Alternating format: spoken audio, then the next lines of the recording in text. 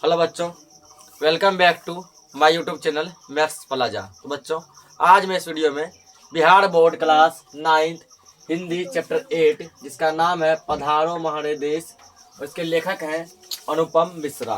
अनुपम मिश्रा। आज मैं इस चैप्टर का व्याख्या करने वाला हूँ, एक्सप्लेन करने वाला हूँ। आइए देखते हैं। सबसे पहले हम लोग जो अनुपम मिश्रा यानी कि लेखक के बारे में जानेंगे कि लेखक का जन्म कहाँ हुआ, ये कौन कौन सा उपलब्धि हासिल की, सभी चीजों के बारे में हम लोग जानेंगे। तो आइए देखते हैं। अब क्या लेखक का जीवन परिचय, आइए लेखक के बारे में जानते हैं। सबसे पहले हम लोग लिखेंगे इसका जन्म कब हुआ था। ठीक है, अनुपम मिश्रा का जन्म, लेखक अनुपम मिश्रा का जन्म, अनुपम मिश्रा का जन्म सन 1948 में हुआ था। यानी इसका पूरा डेट नहीं दिया गया, बस साल दिया गया है, ईस्वी दिया गया है। सन 1948 ईस्वी में हुआ था। यानी कि आज़ादी के एक साल बाद जो है अनुपम मिश्रा का क्या हुआ था, जन्म हुआ था। इसका एक्यूरेट डेट नहीं दिया गया कि किस तारीख को कौन से महीना में हुआ था, बस ये बोला गया है कि अनुपम मिश्रा का जन्म 1948 ईस्वी में हुआ था। ठीक है ना। ये हिंदी के मूर्धन्य कवि भवानी प्रसाद मिश्र के सुपुत्र थे। पूछ सकता है इसके पिताजी का क्या नाम था, तो भवानी प्रसाद मिश्र, भवानी प्रसाद मिश्र। तो ये भी लिख लेंगे। अनुपम मिश्रा के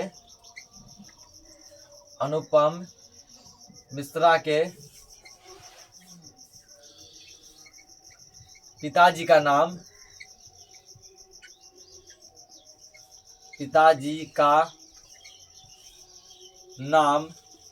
भवानी प्रसाद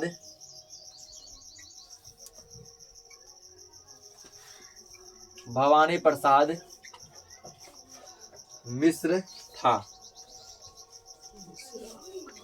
भवानी प्रसाद मिश्र था। ठीक है ना। पूछ सकता है कि अनुपम मिश्रा के पिताजी का क्या नाम है, तो भवानी प्रसाद मिश्र, भवानी प्रसाद मिश्र। या अनुपम मिश्रा किसके पुत्र हैं, तो भवानी प्रसाद मिश्र के क्या है, पुत्र है। ठीक है, भवानी प्रसाद मिश्र के पुत्र हैं।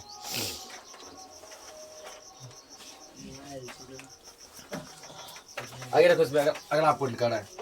उनके जीवन की प्रारंभिक वर्ष छत्तीसगढ़ के एक छोटे से गांव में बीते। ठीक ना। यानी जीवन का जो इसका जो प्रारंभिक वर्ष बीता, यानी जो बचपन इसका बीता, वो छत्तीसगढ़ के एक छोटे से गांव में बीता। छत्तीसगढ़ क्या एक राज्य है, उसी में कोई छोटा गांव होगा जहाँ की ये अपना जीवन पाले हैं। उनकी प्रारंभिक शिक्षा हैदराबाद एवं मुंबई में हुई। तो पूछ सकता है कि अनुपम मिश्रा की प्रारंभिक शिक्षा कहाँ हुई, तो हैदराबाद और मुंबई में, हैदराबाद और मुंबई में। तो ये लिख लो, अनुपम मिश्रा की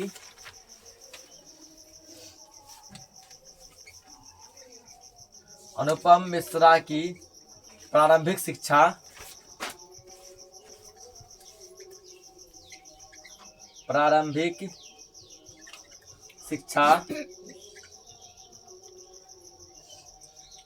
हैदराबाद एवं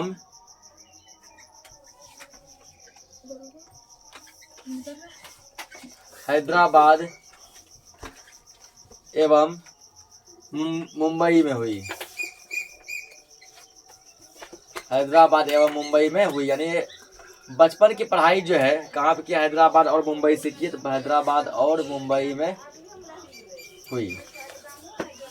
आगे करें कि बाद में वे दिल्ली आ गए और यहीं से संस्कृत में एमए किया। तो पूछ सकता है कि अनुपम मिश्रा ने कहाँ से एमए किया। ठीक ना। तो दिल्ली से संस्कृत में एमए किया। कहाँ से एमए किया, तो दिल्ली से संस्कृत में एमए किया। तो ये भी लिख लेंगे हम लोग। चौथा पॉइंट, अनुपम मिश्रा ने, ये सब इसका पढ़ाई लिखाई का बात हुआ। अनुपम मिश्रा ने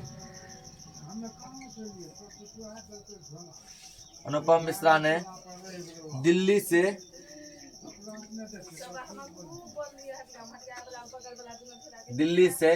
संस्कृत में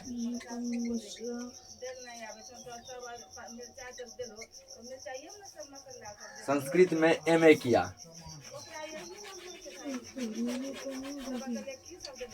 एमए किया ना।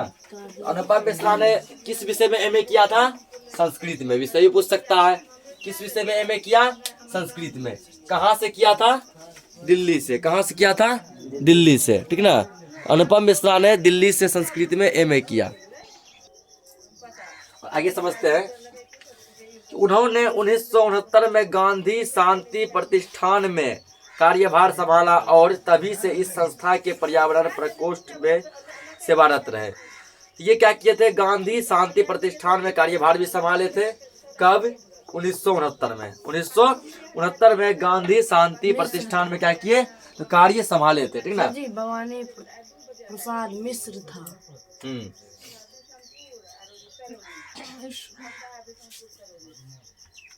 अनुपम मिश्र हो जाएगा, मिश्रा ने करो, हर जगह मिश्र हो गया है, ठीक ना। आगे देखो। लंबे अरसे तक नगरीय जीवन बिताने पर भी गांव का मोह नहीं छूटा और इसलिए ग्रामीण संस्कृति की झलक उनके साहित्य में दिखाई देती है। ये बहुत सालों तक कहाँ पे रहे? तो शहर में रहे, ठीक ना। बहुत सालों तक ये शहर में रहे, फिर भी जो है क्या हुआ? तो गांव का जो है मोह इसके मन से नहीं हटा।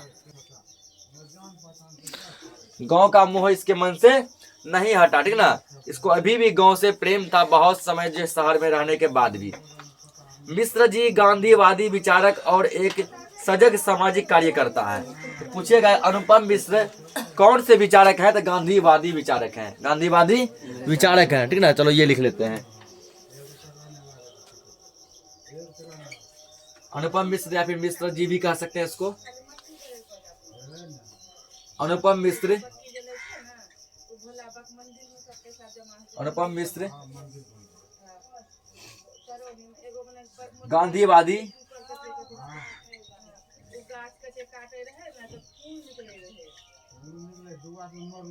अनुपम मिश्र गांधीवादी विचारक हैं।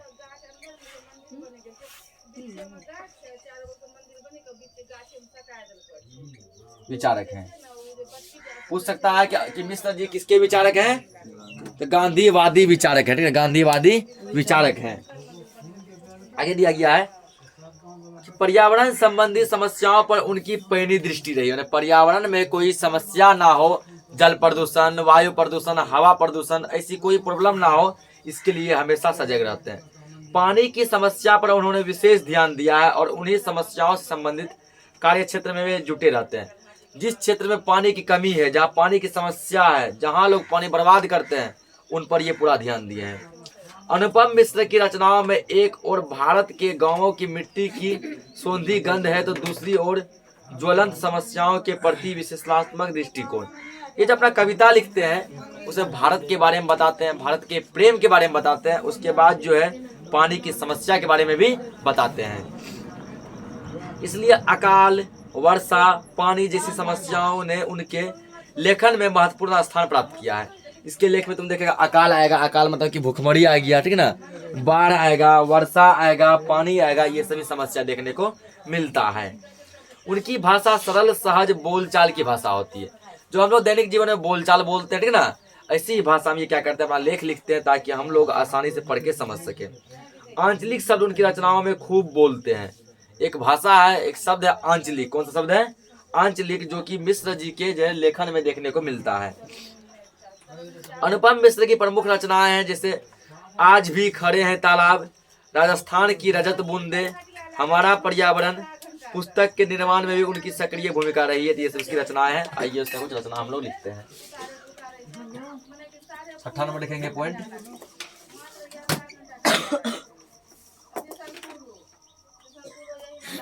अनुपम मिश्र की प्रमुख रचनाएं।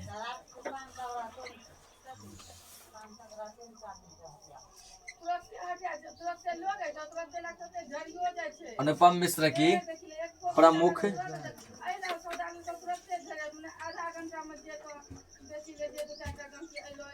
रचनाएं, ठीक ना। इसका कुछ प्रमुख रचना है जो कि हम लोग नीचे यहाँ लिख रहे हैं। जैसे आज भी खड़े हैं तालाब, इस रचना का नाम है, ठीक ना। पूछ सकता है आज भी खड़े हैं तालाब, ये किसकी रचना है? याद रखना, अनुपम मिश्र की। अनुपम मिश्र की आज भी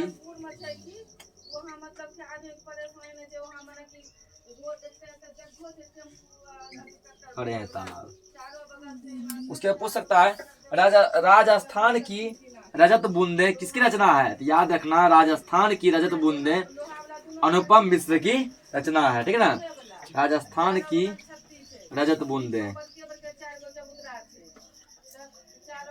रजत बूंदें। उसके बाद हमारा पर्यावरण,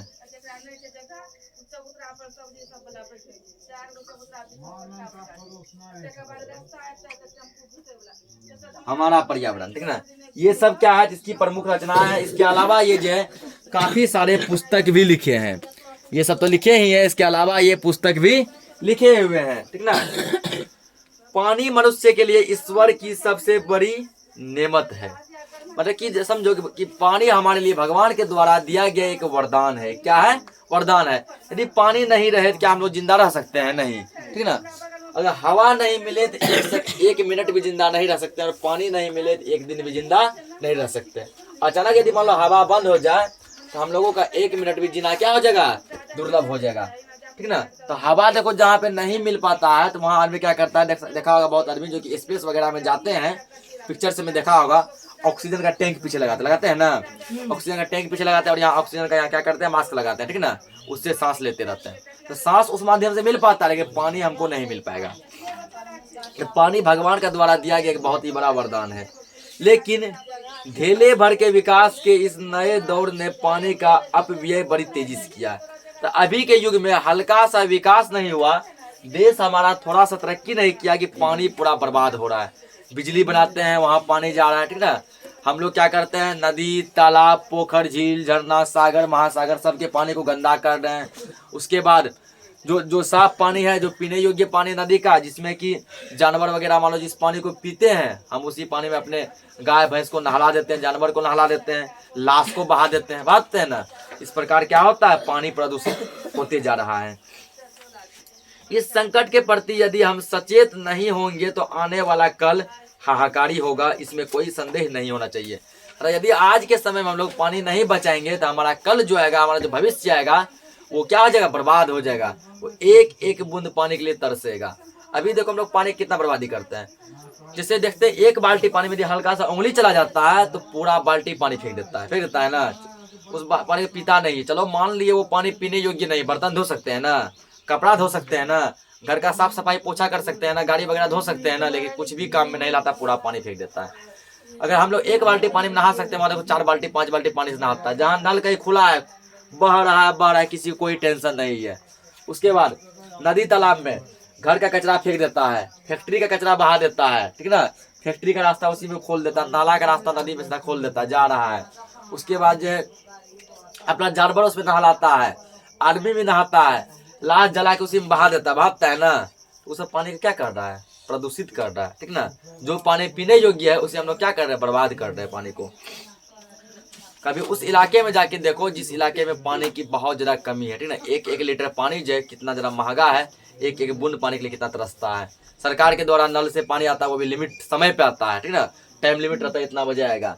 हम लोगों के एरिया में से पानी ज्यादा है तो हम लोग पानी का महत्व नहीं देते, पानी का वैल्यू नहीं देते, ठीक ना। पानी क्या बहुत ज्यादा इंपॉर्टेंट है, इसलिए जगह जगह लिखा है जल संरक्षण में जल बचाओ।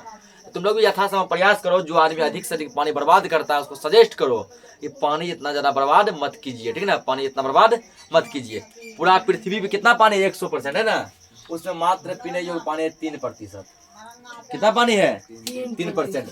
100% पानी में 3% पानी ही पीने योग्य है, ठीक ना। वैसे पानी कहने का तो बहुत है। अगर ये मान के चलिए ये पृथ्वी है, 4 भाग में बांट देगा, इसका 3 भाग जो है ना पानी है, 3 भाग क्या है, पानी ही है। 3 और टोटल भाग कितने, 4, 3/4 भाग पानी है।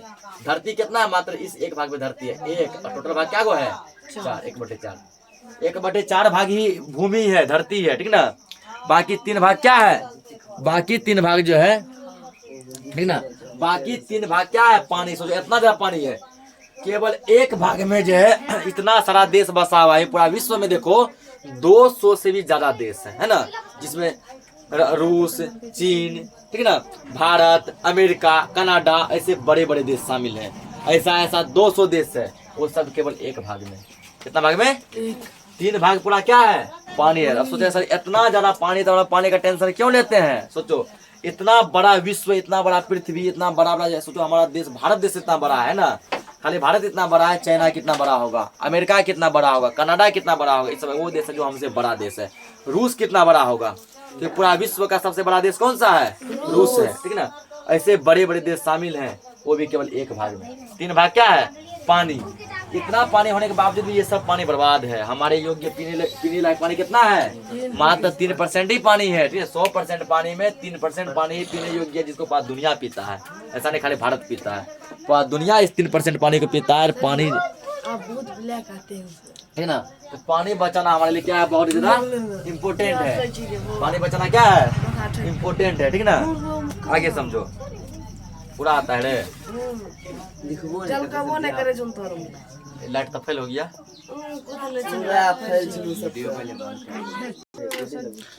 तो पानी के इम्पोर्टेंस के बारे में समझ गए। तो यथासंभव तुम लोग भी जितना हो सके प्रयास करो, यदि स्कूल वगैरह जाता है, कहीं जाता है, जो नल खुला हुआ है उसको बंद कर दो, ठीक है ना। और यदि नल में बंद करने वाला नहीं, वो खराब हो गया है, जिसके क्षेत्र में नल है उससे मिलो, उसको बताओ कि भैया चाचा जो भी है, पानी के इम्पोर्टेंस को समझिए, नल को बंद कीजिए, ठीक है ना। कि पृथ्वी पे पानी बहुत है, लेकिन पीने योग्य पानी नहीं है। समुद्र का पानी हम पी नहीं सकते हैं, तो वो पानी नमकीन होता है, खरा होता है। नदी तालाब का पानी पी नहीं सकता। अगर मान के चलो कि तुम तालाब का पानी पीने भी जाएगा, नदी का पानी पीने भी जाएगा, पहले तुम पी लेगा, ठीक। अब जब तुम अपने आंख से देख लेगा, कोई आदमी अपना भैंस को रगड़ रगड़ के उसमें नहलाया है, ठीक ना। कोई आदमी अपना लाश को उसमें बहाया है, कोई आदमी अपना फैक्ट्री का कचरा बहा दिया है, कोई आदमी नाला का पानी बहा दिया, बता सरदा पटेगा पीने में? ये प्यासा रहना पसंद करेगा, एक घुट पानी नहीं पीना पसंद करेगा, ठीक ना। तो हम लोग जो है वो सब पानी नहीं पी सकते। पानी बहुत कम मात्रा में जो पीने योग्य है, तो पानी का इम्पोर्टेंस दो, पानी बचाओ। तो वही आगे लेखक इसमें पूरे उसी की चर्चा किया गया है। अगर हम पानी के साथ अच्छा रिश्ता बना ले तो कभी भी पानी की कमी नहीं पड़ेगी। अच्छा रिश्ता मतलब यही, ठीक ना। पानी को बचाओ।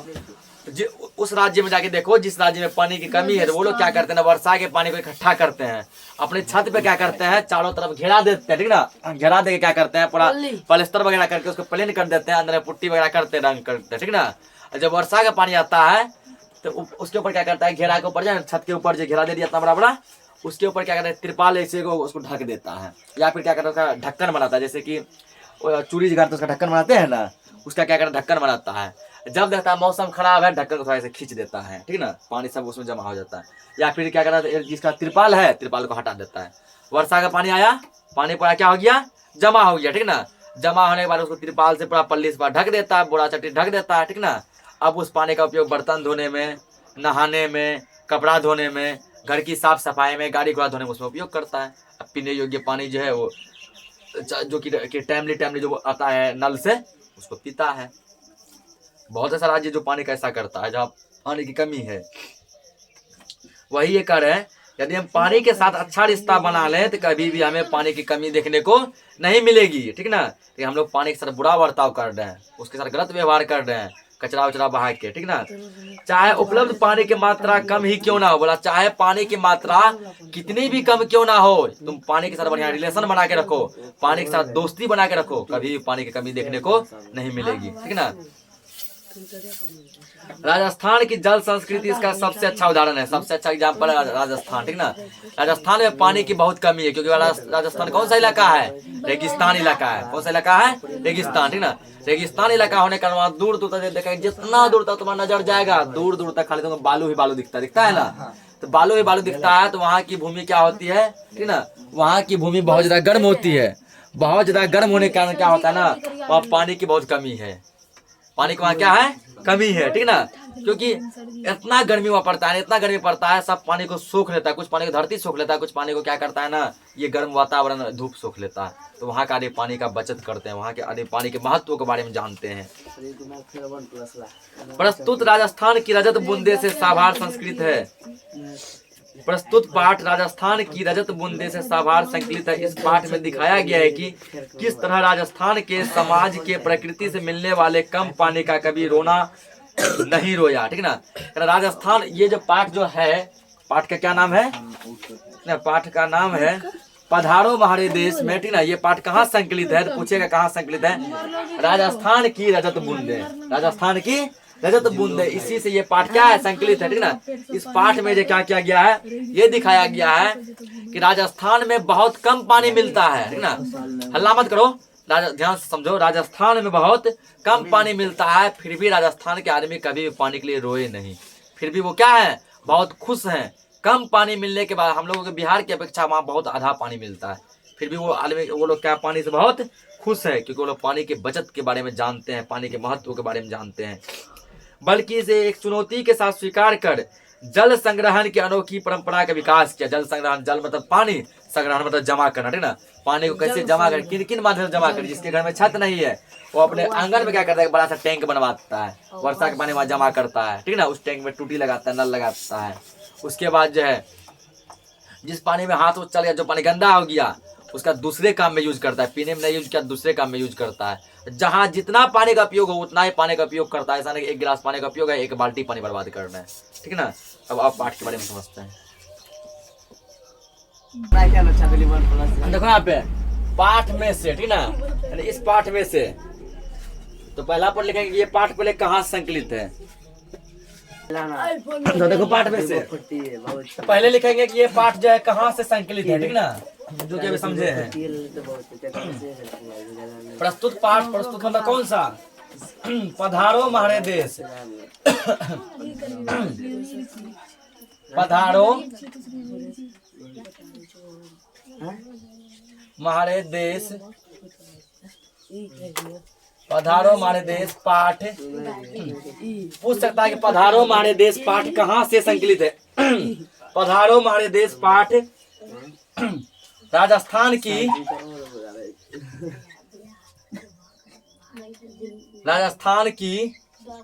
रजत बूंदे, राजस्थान की रजत बूंदे, राजस्थान की रजत बूंदे से संकलित है।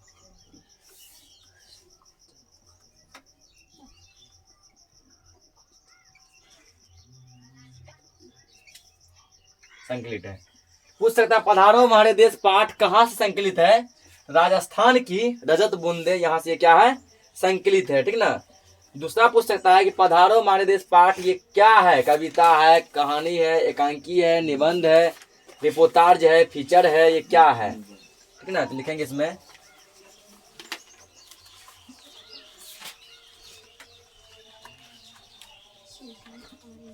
पधारो म्हारे देश का स्पेलिंग से पाठ में गलती लिखा गया, ठीक ना। तालम से होता है, उनके देश में तालम सो ही होना चाहिए। पधारो म्हारे देश पाठ क्या एक फीचर है, ये क्या है, फीचर। ऑप्शन में जब भी देगा कविता, कहानी, निबंध, फीचर, तो क्या मानना है, ठीक, फीचर है ये, ठीक ना। अब हम लोग पूरा पाठ के बारे में समझते हैं। ये दोनों था बेसिक जानकारी। इसका लेखक जानिए रहा है, लेखक कौन है, अनुपम मिश्र। कौन है लेखक, अनुपम मिश्र जी इस पाठ के लेखक हैं।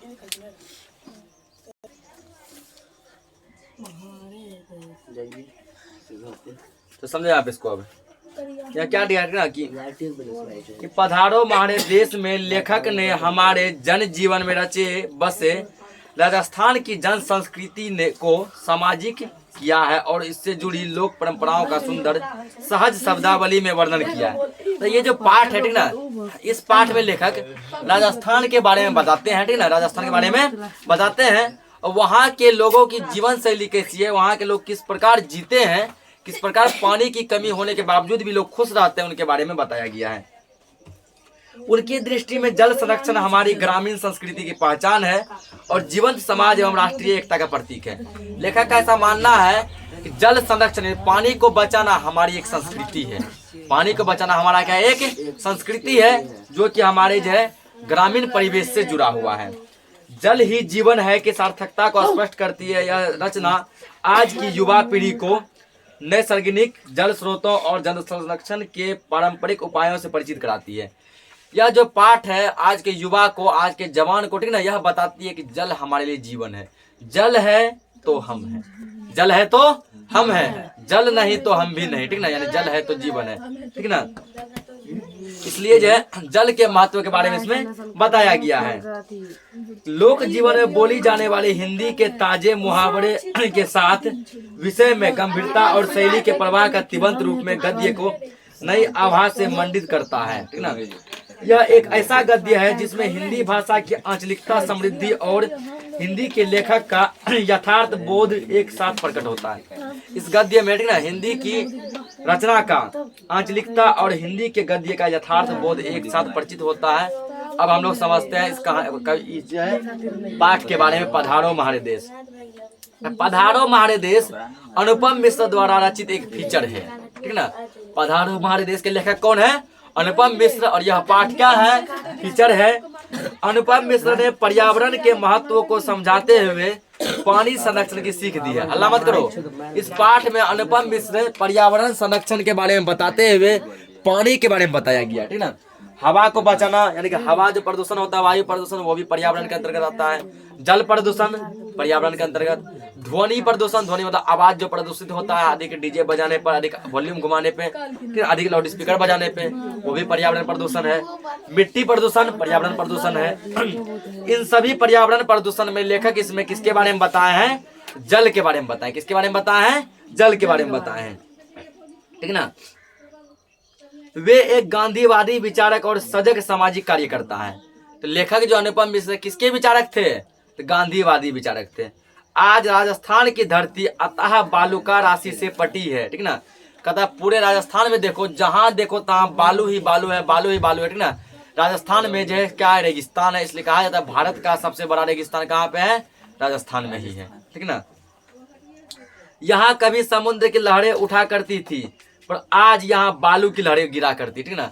एक जमाना था जब राजस्थान में बहुत ज्यादा पानी हुआ करता था, समुद्र की लहरें उठती थी, ठीक ना। समुद्र उफान मारता था, लेकिन आज केवल बालू ही बालू है। यहाँ पानी की बड़ी कमी है। राजस्थान में सबसे बड़ा समस्या किसका है? पानी का बहुत कमी है, ठीक ना। वर्षा कम होती है और गर्मी खूब पड़ती है। पूरे भारत में सबसे ज्यादा गर्मी कहीं पड़ती है वो राजस्थान में। कहाँ पड़ता है? राजस्थान में। सबसे ज्यादा ठंडी यदि कहीं पड़ता है लद्दाख में, ठीक ना।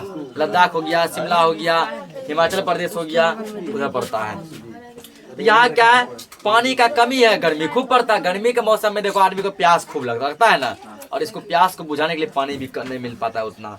आदमी गर्मी के मौसम में 2 बार 3 बार नहाता है, इसको नहाने के लिए पानी नहीं मिल पाता। गर्मी खूब है, पानी उतना नहीं है, ठीक ना। फिर भी यहाँ के लोग खुशहाल हैं। इतना कमी होने के बावजूद भी लोग यहाँ कैसे हैं? खुश हैं पूरा। राजस्थान के मरुदेश में दुनिया के अन्य प्रदेशों की तुलना में न सिर्फ जनसंख्या का घनत्व अधिक है, बल्कि उसमें जीवन की सुगंध है, जीवन का कलरव है। यहाँ लोग ऐसा नहीं हल्का लोग निवास करते हैं, यहाँ भी लोग भी बहुत ज्यादा मात्रा में निवास करते हैं, ठीक ना। फिर भी लोगों में खुशी है। वहाँ के लोगों ने प्रकृति से मिलने वाले इतने कम पानी का रोना नहीं रोया, बल्कि उसे चुनौती मानकर उसका विकल्प तलाशा और उसे अपने काम में सफल किया। प्रकृति के द्वारा बहुत कम पानी मिलता है, वर्षा भी बहुत कम होती है, फिर भी वहाँ के लोग उन कम पानी को अपने दैनिक जीवन में इस प्रकार समेट के रखे हैं, कभी भी रोना नहीं रोए। उसी में वो बहुत खुश हैं। ये नहीं बोले कि हमको पानी कम मिलता है, हम लोगों को पानी की कमी है, नहीं। यहाँ पिछले 1000 साल के दौर में जैसलमेर, जोधपुर, बीकानेर और फिर जयपुर जैसे बड़े शहर भी बहुत व्यवस्थित ढंग से बसे हुए हैं। यहाँ कुछ बड़े बड़े शहर हैं जिनके नाम दिए गए हैं, जैसे जैसलमेर, जोधपुर, बीकानेर, जयपुर, ये सब राजस्थान के बड़े बड़े शहर का नाम है। इसकी आबादी भी अच्छी खासी है, ठीक ना। आबादी में लोग भी यहाँ बहुत निवास करते हैं। इनमें से प्रत्येक शहर अलग अलग दौर में लंबे समय तक सत्ता, व्यापार और कला का प्रमुख केंद्र भी बना रहा था। एक समय था जहाँ ये सब शहर जो है कला के लिए जाने जाते थे, मतलब बड़े बड़े आकृति, बड़े बड़े कलाकार, कला सब वहाँ पे थे, ठीक ना। जिस समय मुंबई, कोलकाता, चेन्नई जैसे, हल्ला मत करो, तुम लोग आते ही हल्ला करने लगता है।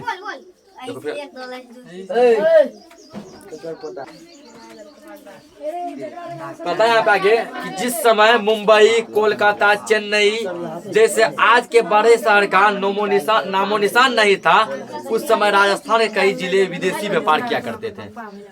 देखो अभी हम लोग किसका, मुंबई हो गया जहाँ फिल्म वगैरह बनता है, चेन्नई हो गया, कोलकाता हो गया, ऐसे बड़े बड़े शहर का नाम खूब जानते हैं ना। जब ऐसे बड़े बड़े शहर का नामो निशान तक नहीं था, जब कोई आदमी मुंबई, कोलकाता, चेन्नई का नाम तक नहीं जानता था, उस समय राजस्थान के लोग सिर्फ विदेश से व्यापार करते थे, ठीक ना। कहाँ से व्यापार करते थे? विदेश से लोग व्यापार किया करते थे। असर नहीं पड़ेगा? हैं? हाँ सर जी, उसको टॉनिक का जरूरत है ठीक ना। आगे देखो, तो अपना बॉडी भी इतना सब कुछ प्रकृति द्वारा पानी नहीं दिए जाने के बाद हुआ। इतना विकसित भारत राजस्थान तब भी था जबकि पानी की कमी हुई। सोचो यदि पानी यहाँ भरपूर मात्रा में मिलता तब ये लोग कितना समृद्ध रहता। असल में वहाँ के लोगों ने पानी का संग्रह करना सीख लिया है। पानी को कैसे बचाएं, कैसे जमा करें, कैसे संग्रहित करें, राजस्थान के लोगों में ये भली भांति देखने को मिलती है। उन्होंने वर्षा की बूंदों को सोने चांदी की तरह सजो कर रखा है। जिस तरह हम लोग अपने पिटारा में अपने क्या तिजोरी में सोने चांदी को सजे के रखते हैं, समेट के रखते हैं, उस तरह वहाँ के आदमी ने वर्षा की एक एक बूंद को सोने चांदी की तरह जमा करके रखा है, ठीक ना, सजे के रखा है पूरा। इसका उन्होंने कभी यश या प्रशंसा बटोरने के लिए प्रचार नहीं किया। कभी वो प्रचार नहीं किया हम इतना पानी बचाए, हम इतना पानी बचाए, या पानी का बर्बाद नहीं किया। आज देश के लगभग सभी छोटे बड़े शहर, कई गांव, कई राज्य की राजधानी और देश की राजधानी तक अच्छी वर्षा के बावजूद पानी के मामले में दरिद्र हो चुकी है। बहुत ऐसे राज्य हैं, ठीक ना, या फिर दिल्ली वगैरह देख लो, राजधानी है जहाँ पानी भरपूर मात्रा में मिलता है, लेकिन फिर भी जो है पानी की कमी खूब देखने को मिलती है। राजस्थान में पानी नहीं मिल पाता उतना, फिर भी पानी की कमी देखने को नहीं मिलती है। वर्षा की एक एक बूंदों को ये लोग जो है बहुत सजो कर रखा है, जमा करके रखा है। इससे पहले कि जल का अकाल पड़े, सबको राजस्थान के प्राकृतिक तरीके से जल संग्रहण के तरीके को अपनाना चाहिए। इससे पहले कि पूरा धरती पर जो है, पूरे भारत में, पूरे विश्व में जल का अकाल देखने को मिले, हाहाकार मच जाए पानी की कमी के लिए, हम लोगों को राजस्थान से सीखना चाहिए हम लोग पानी को कैसे बचाए। इसी के साथ ये चैप्टर खत्म हो जाता है। मिलते हैं हम लोग नेक्स्ट चैप्टर में, तब तक के लिए जय हिंद, जय भारत।